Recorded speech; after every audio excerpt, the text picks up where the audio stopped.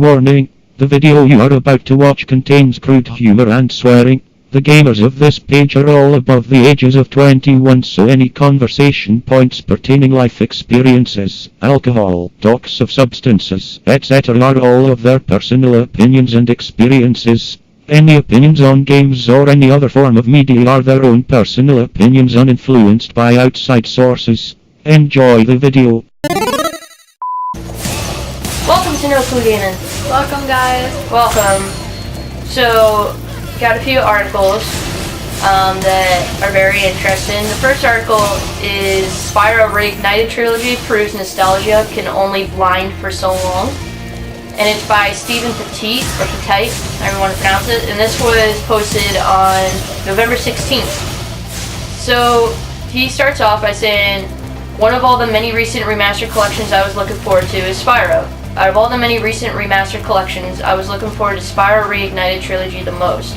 Spyro the Dragon originally debuted on the original PlayStation at the perfect age for me as a kid, so I have fond memories of gliding around the polygonal worlds, breathing fire at a smattering of enemies big and small, and collecting every gem in sight.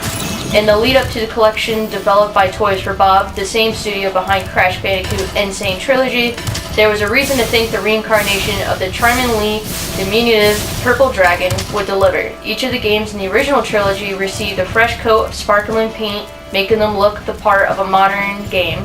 As they say, looks can deceive. So this is kind of like a, I don't want to say negative review because he does make positive remarks. Right. But it's I do want to say it's a semi-negative, and I kind of agree with it.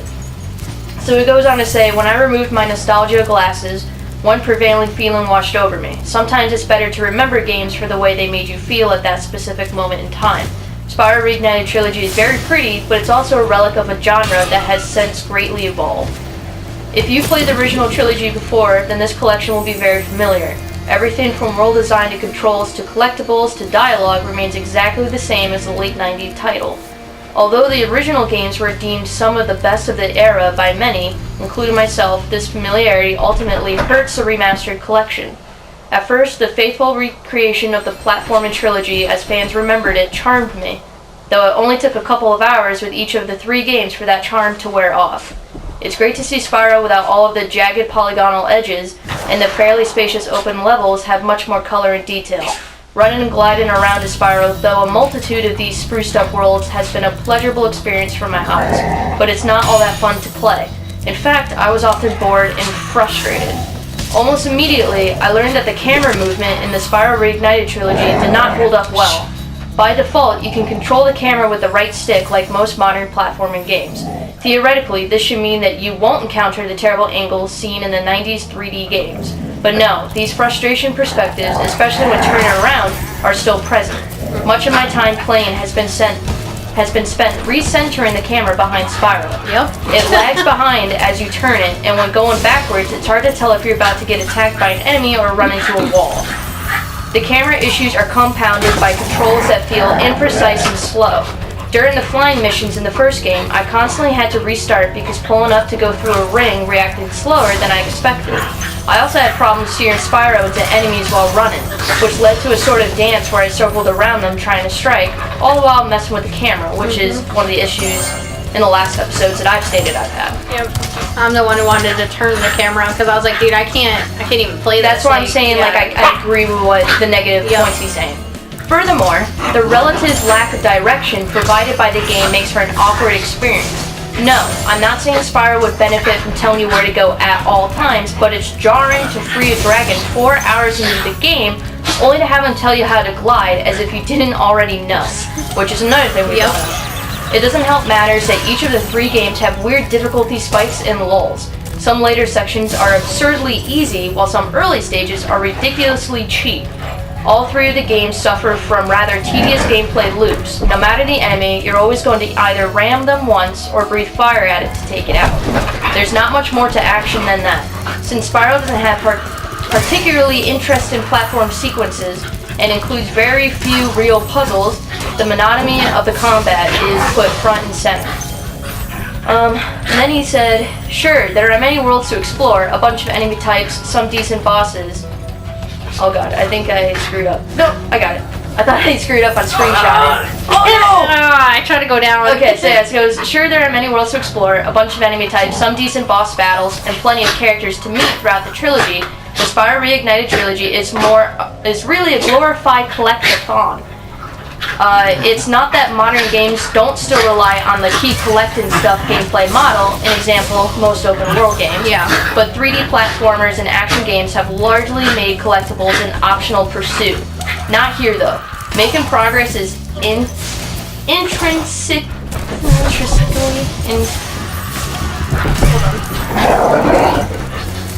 right there, that word. Intrinsically? Okay, whatever. Tied to collectibles with your accomplishments stored in the mythical guidebook. And by progress, we mean that the percentage counter almost solely ticks up as you grab another orb, free a dragon, nab a talisman, which are often earned through collecting more things, etc.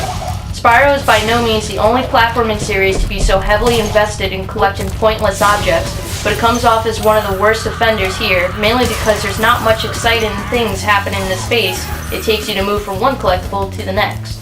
The collectathon slag is most pronounced in the original, as most worlds have little to no other activities besides collecting stuff. At the very least, Spyro 2 Ripto's Rage and Spyro 3 Year of the Dragon introduce more objectives into play en route to earning collectibles.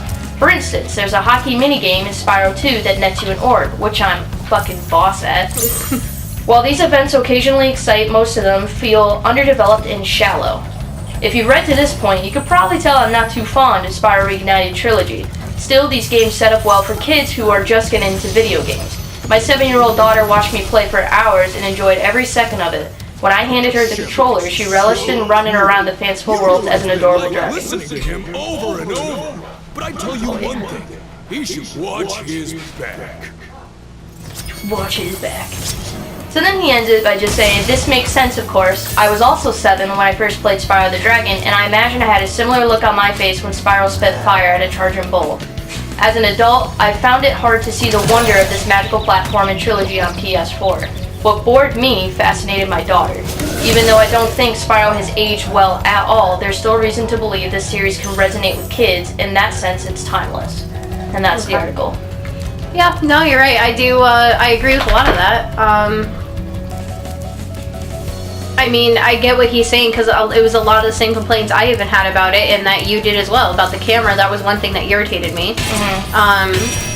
But I do think this is nice for the younger generation because they're not going to play games that had graphics that we grew up with. No. You know, so it's nice that they'll get this, but I don't know. I get disappointed with it sometimes, but yeah, and I get what he's saying. Like, we haven't had a Spyro game in so long that now we're adults. We're like, oh, that game was so fun. There was so much to do. You know, it was such a wondrous experience. Like, you know, thing. And now that we're adults and we finally got our hands back on it, we're kind of like, huh. You kind of want something new, right? Yeah. Well, like, it was fun playing it, but then it's kind of like, so where's all the new stuff that they said they were going to do? Well, Chris and I were talking about it earlier, actually, about this, because he was saying, you know, how he liked it and the graphics are cool and stuff. But he was even saying maybe that they released this, gave us something, and this is what the new game's going to look like. And it kind of eases us into it a little bit. You know what I mean? Especially you, someone who grew up playing this a lot more, you know, things like that. So maybe they did that to kind of ease you into the graphics, essentially. Like, yeah. Whoops. Sorry, Spyro. Yeah, man. Chase after me. I think you gotta get him when he's spinning. Oh, almost. Yeah, no, I totally agree. But, like, what frustrates me is that this game was supposed to come out in September. September 19th, 20th to be exact. And it's like somewhere around there. Yeah. Because it was Spyro's 20th something anniversary.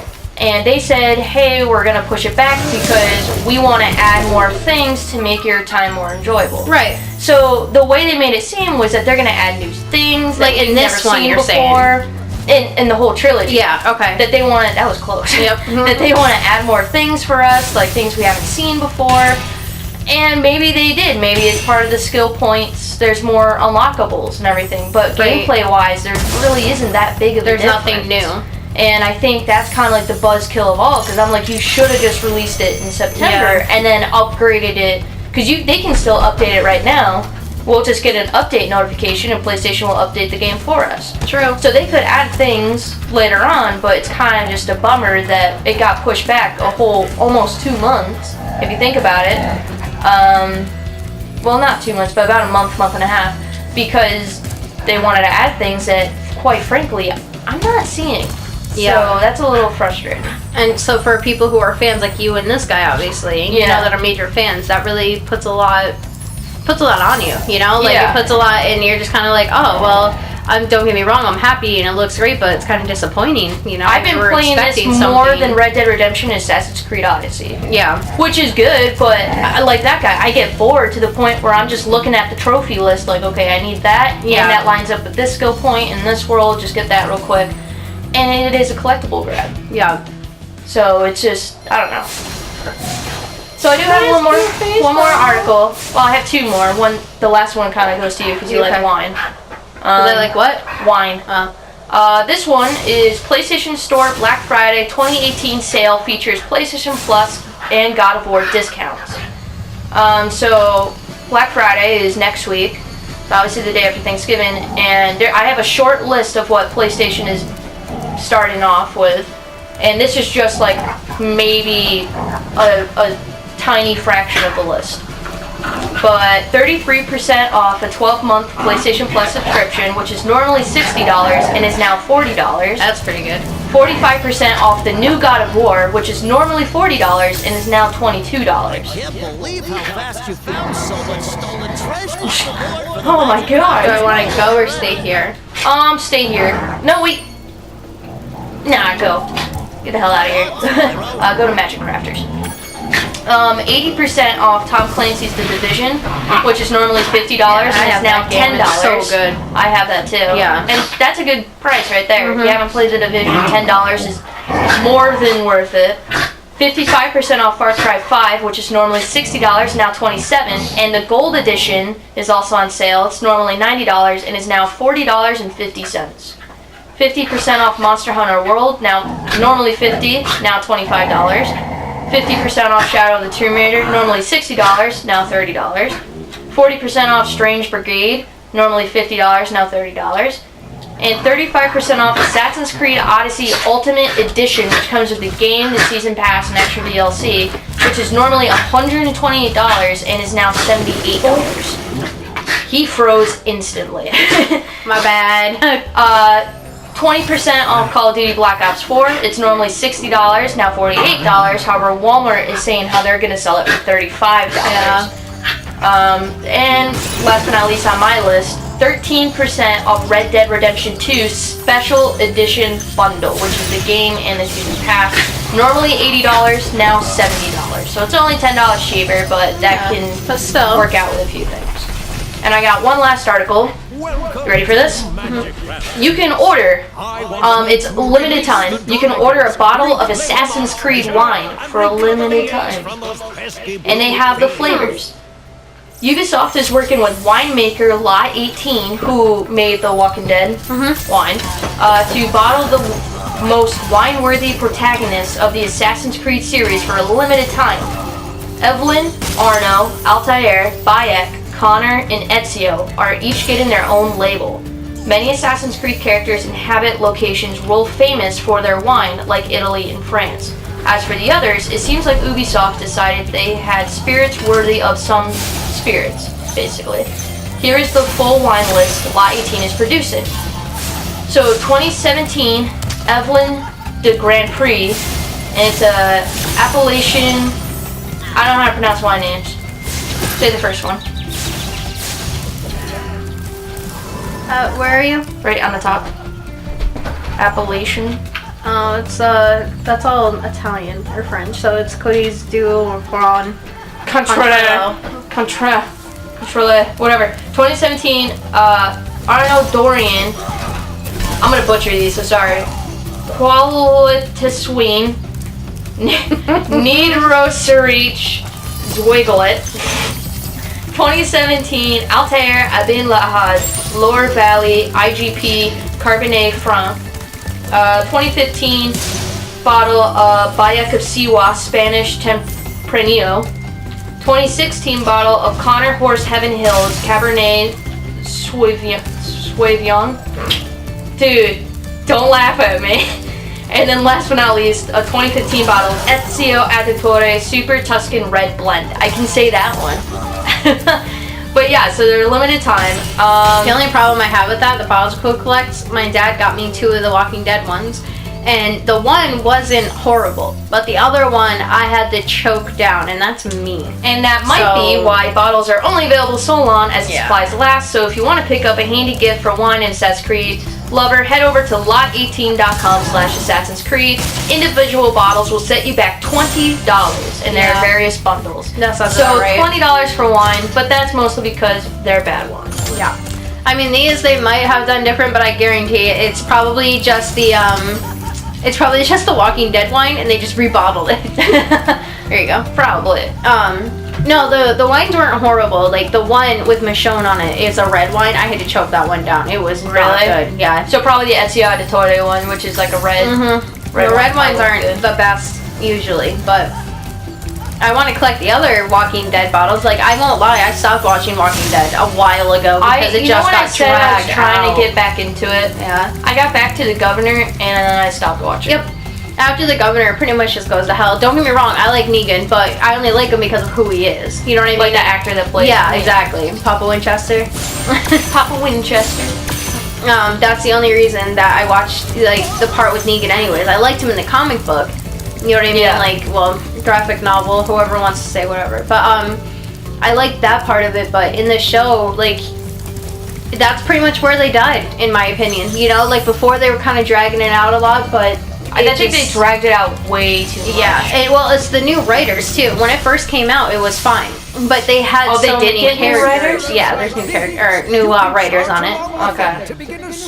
And that's where it kind of went downhill. Like, everyone's leaving the show now because it's just dumb the direction it's going in. Now half of the episodes are you literally just watching them go, oh, can't trust them, and oh, let's sit around the house and or in our safe area and figure stuff out. Like, they're not even doing anything. Like, it's not even about zombies as much anymore. Really? And don't get me wrong, I understand that a lot of the apocalypse stuff, like, after a while the zombies are gonna die out, they're not gonna be such a problem anymore. I get that. The whole reason I watched the damn show in the first place is because of freaking zombies. I like the apocalypse, style. Yeah. So that's what irritated me, though, is they kind of like dropped off with the zombies. Like, once in a while, a walker comes up and they kind of just kill it. Like, it's nothing now, which, don't get me wrong, you know, at that point you've been there so many years, that's gonna happen. You're gonna see a walker and it's not gonna bother you anymore. You're just gonna be like, eh. Yeah, you're just gonna like push head it to stab, the side. like, and be like, that was fun. Yeah, but it's just, I don't know. It's just dragging out now too much. Right. It's becoming more and more soap opera-y instead of graphic novel come to life. Yeah. Drama and all that. Because, like, Daryl's getting a spin-off. Is he really? Yeah, they're doing a spin-off show for him. Why? Because he's one of the popular characters. But then that's just going to make Norman Reedus have too much on his plate, and then he's going to leave. Well, he's leaving because I think they did another Boondock Saints, I think, or he had another, that was the rumor I want to say, but he had another movie or show or something going on. But now he's going to, they want to do a spin-off. And he said okay, he wanted to do it. I mean, he's making all this money, so why not? I kind of wanted to see Fear the Walking Dead. I kind of wanted to watch that, try that out. It's actually way better than The Walking Dead. That's what I figured. Because it focuses more on zombies and more on... It's at the start of it. It's when, before it started and while it started, like, all that. So that's another reason I was kind of like, I think I've only seen 3 episodes, but I was on the edge of my seat. I was like, holy shit. Yeah. Which is good. But, so we're going to stop it here. I feel like those were some good discussions. And we will see you guys in the next episode. If you have yet to subscribe, hit that subscribe button and that notification bell so you can get updates when we upload. Like the video and share a comment of what your opinions are on anything we talked about. Yeah, basically anything. Ah, run away. Oh god. Hey, I did it. And we'll see you in the next episode. Okay, bye. Bye.